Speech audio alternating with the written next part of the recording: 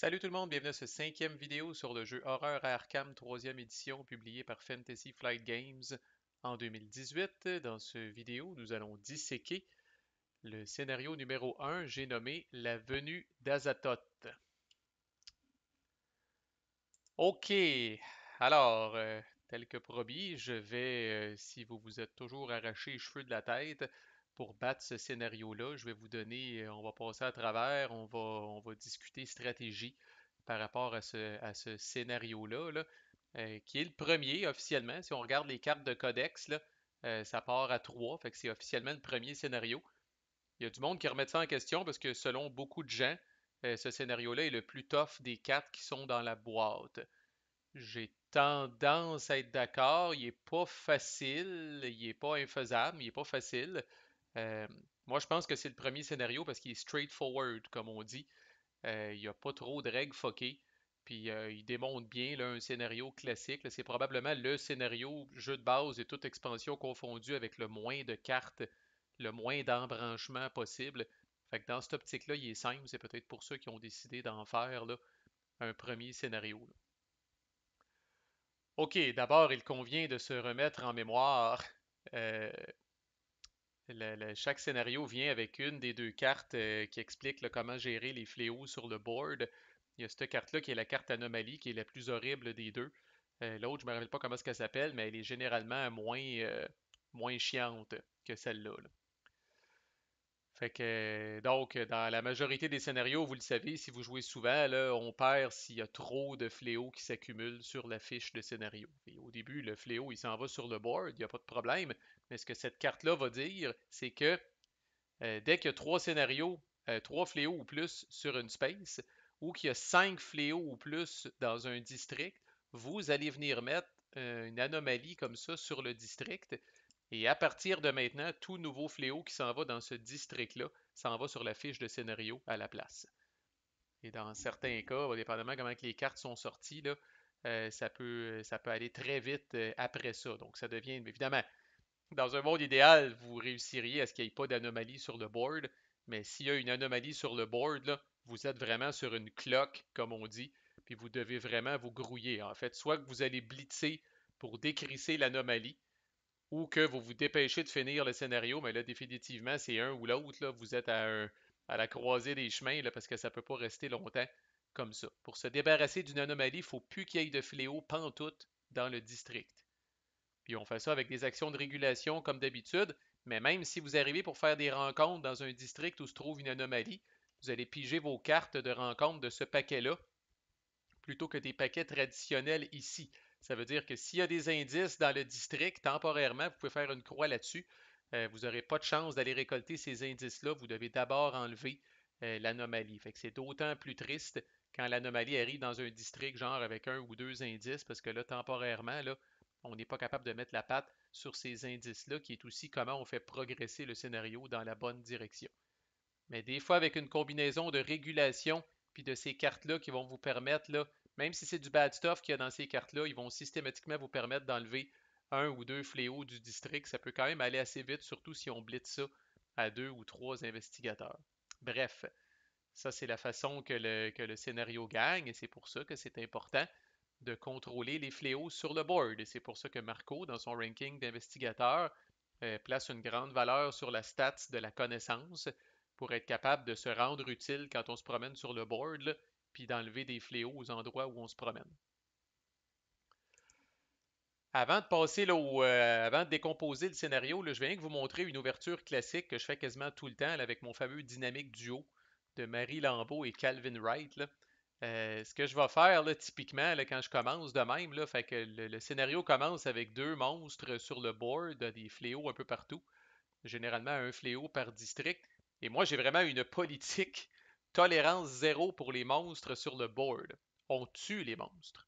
On tue les monstres. Pourquoi? Ben, dans ce scénario-là, si vous avez besoin d'une raison pour vous convaincre, l'effet de sentence de ce scénario-là dit, quand vous pigez ce jeton-là du réceptacle du mythe, pour chaque monstre cultiste, puis les deux qui commencent sur le board sont des cultistes, puis il y en a pas mal dans le deck de monstres, pour chaque monstre cultiste, vous allez placer un fléau sur la space du monstre. Fait que ça va vite. Si vous dealez pas avec ces deux cultistes-là, puis le jeton de sentence sort, vous vous retrouvez déjà avec deux fléaux dans deux des spaces. Puis là, vous êtes à risque, là, si les fléaux sortent aléatoirement, qu'il y en ait un qui tombe dans le square de l'indépendance ou la caverne noire, puis que ça vienne déjà vous créer une anomalie. Fait qu'on niaise pas avec ça. On commence avec le jeu commence tout le temps avec les gentils, puis on se met à l'ouvrage. Fait que moi, je prends toujours Marie Lambeau, je la fais tout le temps jouer avant Calvin. Marie va se déplacer ici, va flober 2 piastres pour se déplacer de 2 cases additionnelles. On s'en fout, elle a 4 piastres, elle a de l'argent en masse pour faire ça. Puis la bonne nouvelle, ces cultistes-là sont assez faciles à tuer. C'est à la portée même de quelqu'un comme Marie Lambeau qui, avec son couteau de grand-mère, a 4 dés. Il y a juste un point de vie. Mais d'abord, en se déplaçant, Marie Lambeau va utiliser son habilité spéciale, permettre à Calvin de se déplacer lui aussi. Alors lui, ça va lui coûter juste une pièce. Il commence avec 3 pièces. Il est un petit peu moins riche que Marie. Il va en profiter pour se déplacer lui aussi sur la space du cultiste. Deuxième action de Marie, elle tabasse le cultiste. On arrive au tour de Calvin. Il a quand même ses deux actions. Il a juste plus le droit de se déplacer parce qu'il l'a fait grâce à l'action de Marie Lambeau. Mais c'est pas grave, on ne veut pas qu'il se déplace. On veut que lui aussi crisse la volée au cultiste qui est là. Puis avec sa deuxième action, puis c'est là tout le délice de l'habileté spéciale de Marie, c'est que là, Calvin a le droit quand même à une deuxième action, parce que son déplacement, il l'a fait, entre guillemets, sur le bras de Marie Lambeau. Alors avec sa deuxième action, Calvin va réguler, puis il va se débarrasser du fléau qui est ici. Puis c'est pas fini, vous avez un troisième investigateur, peu importe c'est qui, mettons que c'est Rex, moi je prends souvent Rex, ben Rex qui commence ici lui aussi, va peut-être se déplacer ici pour venir enlever le fléau qui est là. Ça, c'est un départ qui a de l'allure. Vous avez cleané les deux ennemis qui étaient sur le board en partant, vous avez enlevé deux fléaux qui étaient sur le board et la cerise sur le Sunday. Si vous avez des indices ici, là ou là, vous avez déjà une chance de commencer à récolter des indices pour le scénario, pour éventuellement les mettre sur la fiche des scénarios pour faire avancer l'histoire. Puis vous avez des bons investigateurs pour ça avec des bonnes stats qui peuvent rebrasser ou qui peuvent se faire aider par le sort d'intervention de Marie Lambeau. Là, tout ceci est calculé et prend forme dans votre esprit. Bon, après ces petits trucs d'usage, passons au scénario lui-même. Puis je vous ferai pas là, la narration, là, puis la traduction intégrale de ça. Là. Comme je dis, le jeu est disponible en français, fait que vraiment, là, si vous voulez lire l'histoire puis vous immerger dans l'histoire, c'est parfait. En gros, Azathoth, là, c'est probablement le plus badass des grands anciens. Azathoth, il n'y a aucun jeu là, sur le thème de l'appel de Cthulhu dans lequel on peut se battre contre Azathoth. Azathoth, quand il arrive sur Terre, c'est terminé. C'est pas compliqué. Fait que fait qu'il n'y a, pas dans ce scénario-là là, de grand combat final contre Azathoth. Là, si vous réussissez pas à temps à empêcher les cultistes là, de l'incarner sur Terre, là, bonsoir la visite, on est tous morts. Fait que, puis c'est un grand ancien qui fuck un peu là, le temps et l'espace. Donc, ce que ça dit en gros là, dans la description, là, c'est que vous avez l'impression de revivre le jour de la marmotte, là, puis de relire le même journal, puis toute l'équipe, puis vous vous demandez ce qui se passe. Comme tout scénario classique, ça commence avec une carte de codex qui dit que vous devez récolter un certain nombre d'indices puis les mettre sur la fiche de scénario avant qu'un certain nombre de fléaux apparaissent sur la fiche de scénario. C'est toujours une course dans Horreur à Arkham. Fait que dans ce cas-ci, ça prend 3 indices ou plus sur la fiche de scénario. On va commencer par faire ce que j'appelle la ligne gagnante du scénario en assumant que tout va bien. Puis après ça, on va troubleshooter le scénario puis on va voir où ça peut partir en couille, comme disent nos cousins français. Là. Mais par défaut, là, on va assumer que tout va bien, vous contrôlez le fléau, puis vous avancez là, positivement dans le scénario. Fait que, vous avez mis 3 indices sur la fiche de scénario, parfait. Euh, Arrive cette carte-là ici qui va vous demander de prendre là, ces 5 balises-là, là, qui normalement ont le même endos, là, pour ceux qui ne seraient pas familiers. C'est juste pour montrer que vous en prenez 3 blanches, une bleue puis une rouge, vous les mettez face down, vous les brassez, puis vous allez venir les mettre là, dans les endroits qui sont indiqués sur la carte. Là. Puis gardons ça, là, il y a une space par district. OK? Fait que les balises sont bien spreadées, puis vous ne savez pas où sont les blanches, où est la bleue, puis où est la rouge. Puis j'en profite pour faire une petite parenthèse là, par rapport à mes enseignements. Là. Voilà un bon exemple de scénario où les balises sont distribuées un peu partout sur le board. Et c'est pour ça que, aussi bonne soit-elle, Minty Fan, comme je disais, elle est bonne quand elle se promène avec quelqu'un. Mais là, on a 3 investigateurs, puis les balises sont réparties aux 4 coins d'Arkham. On n'a pas le luxe de prendre 2 investigateurs qui vont suivre comme des petits chiens de poche partout. Là. pour s'entraider. OK? Et dans un monde idéal, là, on veut que tout le monde s'occupe des balises qui sont dans son coin. Là. Puis pour ça, comme on dit, ça prend des grands garçons et des grandes filles pour faire ça. Des gens qui sont capables de se débrouiller, de se battre, de réguler du fléau, de réussir leur check. C'est pour ça que ça prend la crème de la crème pour faire ça. Là. On ne peut pas se permettre d'avoir trop d'investigateurs, là, comme on dit, unidimensionnels, qui peuvent juste se battre, mais qui sont bons à rien ailleurs, ou qui sont juste bons en connaissance, mais qui sont bons à rien pour se battre. Ça nous prend nos stars, nos investigateurs élites que j'ai parlé là, dans le vidéo précédent. Fait que les balises vont se retrouver un peu partout.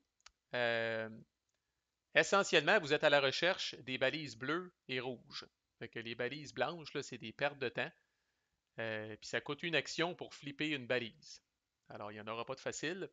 Les actions sont précieuses là-dedans, mais oui, si vous avez une balise ici, puis vous avez un investigateur ici, là, ça se peut que tout ce que cet investigateur-là fasse dans son tour, c'est de se déplacer ici. Première action.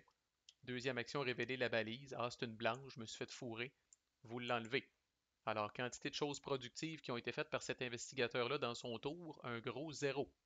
OK? Alors, c'est pas le fun, mais c'est la vie. Je vais vous donner mon petit truc dans la mesure du possible, puis vous allez comprendre pourquoi. J'aime attendre d'avoir 5 indices sur la fiche de scénario avant de commencer à tourner des balises. OK? Puis on va comprendre pourquoi. Là. Fait que c'est pas fini, là. C'est pas parce que vous avez eu 3 indices à la fiche de scénario, j'ai placé mes balises, c'est beau, c'est fait, là. Je vous donne tout de suite un spoiler, là. Dans ce scénario-là, pour le faire de la façon, entre guillemets, propre, vous allez avoir besoin au total de 8 indices sur la fiche de scénario. Donc, on n'arrête jamais de récolter des indices, ou presque. Et on n'arrête jamais de les mettre sur la fiche du scénario. Quand vous révélez la balise bleue, thématiquement, là, ils appellent ça le site du rituel. Là. C'est des cultistes qui sont en train de faire un rituel, mais dans le fond, c'est un petit peu un faux rituel pour dévier votre attention de la vraie menace, qui est la balise rouge, là, qui est l'épicentre, le lieu où Azathoth va être summoné puis va revenir sur Terre. Mais n'empêche, il faut s'en occuper de la balise bleue. Fait que quand vous révélez la balise bleue, la mauvaise nouvelle, c'est que vous allez tirer des monstres du deck de monstres jusqu'à temps que vous révéliez 2 monstres cultistes, puis vous allez les mettre dans la space de la balise bleue. La bonne nouvelle, c'est que les monstres cultistes, de manière générale, sont assez feluettes, comme on dit en bon québécois, sont pas très forts, puis vous ne devriez pas trop avoir de misère à vous en débarrasser. Mais c'est une raison pourquoi, dans la mesure du possible, si la balise est face down, oups, si la balise est face down, je vais me déplacer dans la space de la balise, puis je vais soit réguler, tuer un monstre peut-être, canaliser, gagner de l'argent. Autrement dit, je vais attendre de tourner une balise à ma première action. Comme ça, si c'est la bleue, puis que les cultistes apparaissent, je peux utiliser ma deuxième action pour crisser à voler à un cultiste, puis je suis pogné juste avec un qui va me faire du dommage. Petit truc, quand je peux me le permettre puis que je ne suis pas trop pressé, j'aime ça faire ça de même. Outre le fait que 2 cultistes apparaissent puis que vous pouvez leur crisser la volée relativement facilement, pour perturber le rituel, vous allez devoir enlever 5 indices de la fiche du scénario. OK? D'où le pourquoi que j'attends des fois d'avoir 5 indices sur la fiche de scénario avant de commencer à tourner des balises. Puis ça, c'est nécessaire. Vous allez devoir faire ça tôt ou tard, de trouver la balise bleue puis d'enlever 5 indices de la fiche du scénario. Qu'arrive-t-il si vous trouvez la balise rouge avant de vous être occupé de la balise bleue? Ben là, si vous trouvez la balise rouge puis vous n'êtes pas encore occupé de la balise bleue, là, la space de la balise rouge devient inaccessible. C'est considéré une barrière psychique ou je ne sais pas trop quoi. Votre investigateur doit même décrisser et même repousser de la space avec la balise rouge et puis aucun investigateur ne peut rentrer dans cette space-là ever tant que la balise bleue n'a pas été réglée. Fait que malheureusement pour vous, s'il y a 2 fléaux sur la space de la balise rouge puis il s'en rajoute un troisième, là, et Chris, vous êtes peut-être pogné pour regarder avec impuissance l'anomalie apparaître là, puis vous allez peut-être pas pouvoir faire grand-chose parce que vous n'êtes pas capable de rentrer dans le site de la balise rouge. Une autre raison peut-être d'attendre pour ne pas révéler en premier la balise rouge, puis là de vous bloquer une space. Parce qu'une space bloquée, en passant, c'est pas rien que vous ne pouvez pas finir votre tour dedans. Vous ne pouvez pas rentrer dedans, point. Fait que là, je ne peux plus arriver, par exemple, du district marchand, du quartier marchand, puis m'en venir ici, puis décider de passer par là pour vous m'en venir là. Je peux plus rentrer ici. Fait que dépendamment où est-ce qu'elle est, là, ça peut être assez chiant, là. On peut plus passer par là, on peut plus faire de raccourcis puis tout ça, là. J'ai pas checké toutes les spaces, là. Ouais, la caverne noire, tu sais, la caverne noire est ici, là. Fait que la balise rouge pourrait être ici, puis ça nuit en crisse à vos déplacements, là. Mais si vous vous êtes occupé de la balise bleue, ne désespérez pas, c'est presque fini.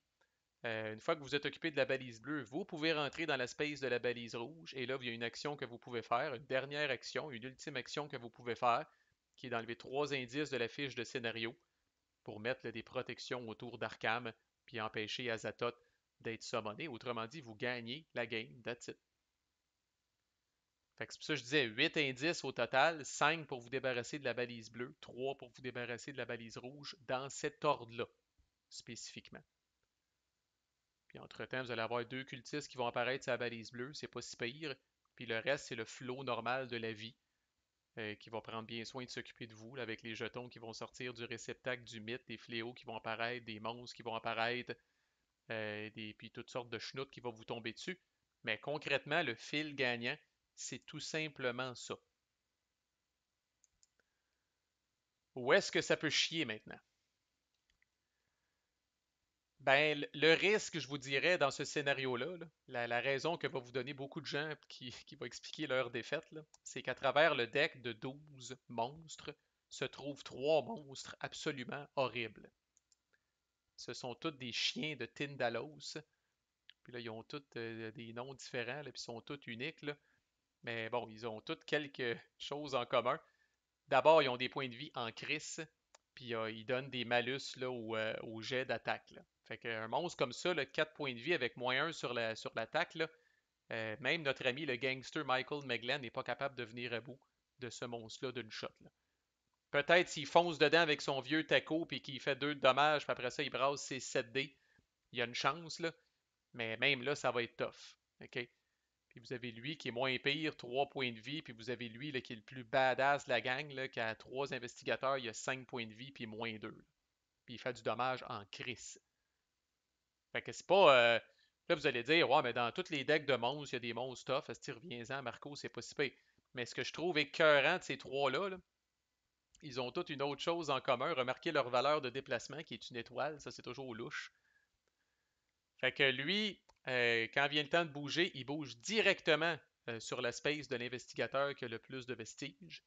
Lui bouge directement sur la space de l'investigateur qui a la plus basse volonté. Et lui bouge directement sur la space de l'investigateur qui a la plus haute observation. Vous ne pouvez pas échapper à ces monstres-là.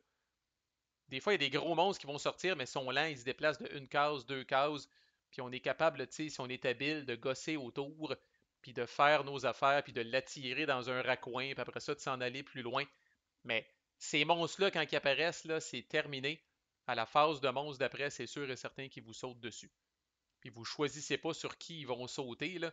Le plus de vestiges, qui est-ce, le plus bas de volonté, qui est-ce, la plus haute observation, qui est-ce, là.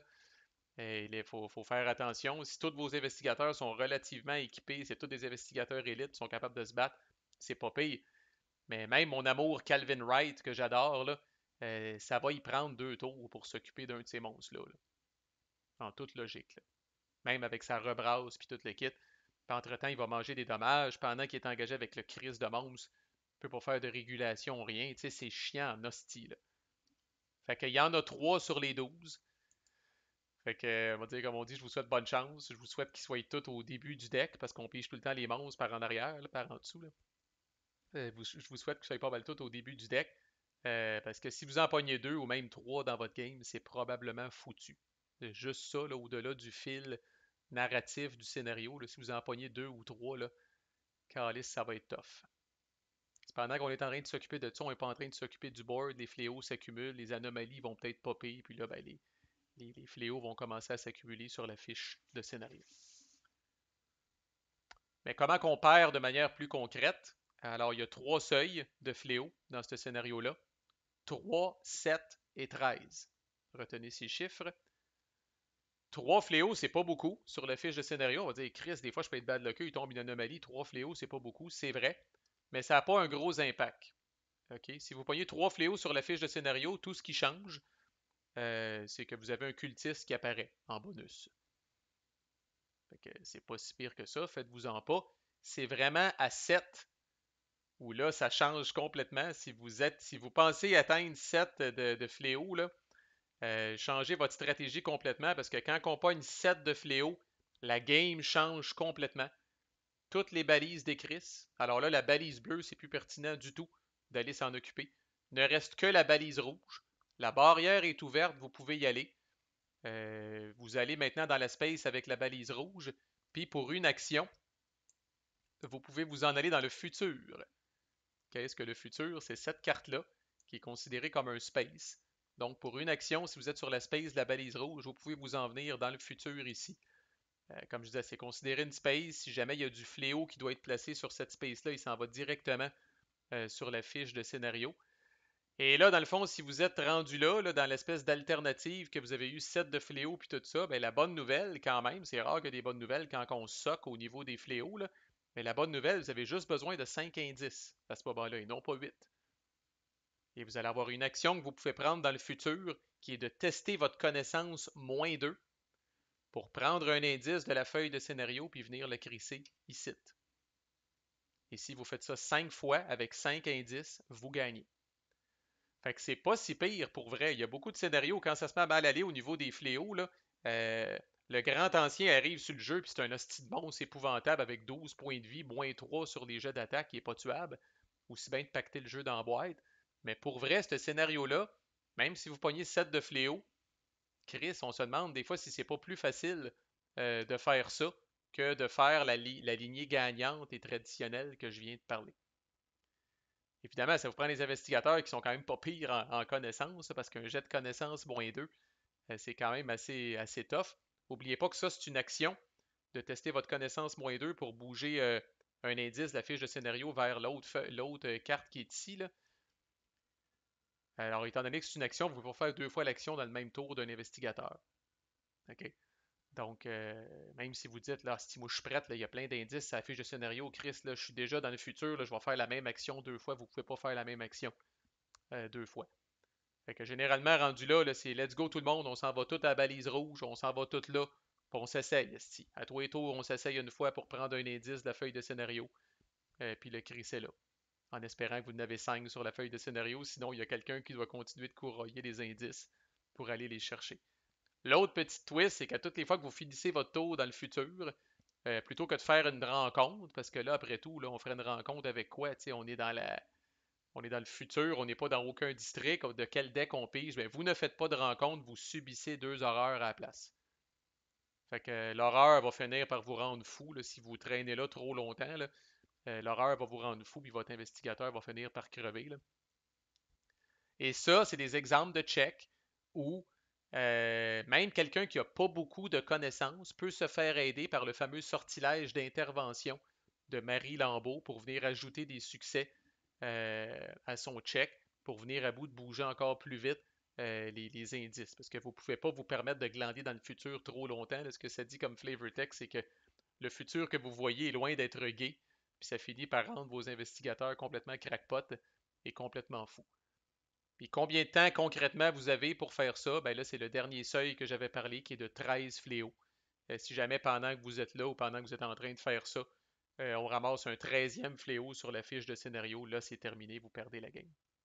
Fait qu'il n'y a pas de gros combat épique dans ce scénario-là à la fin.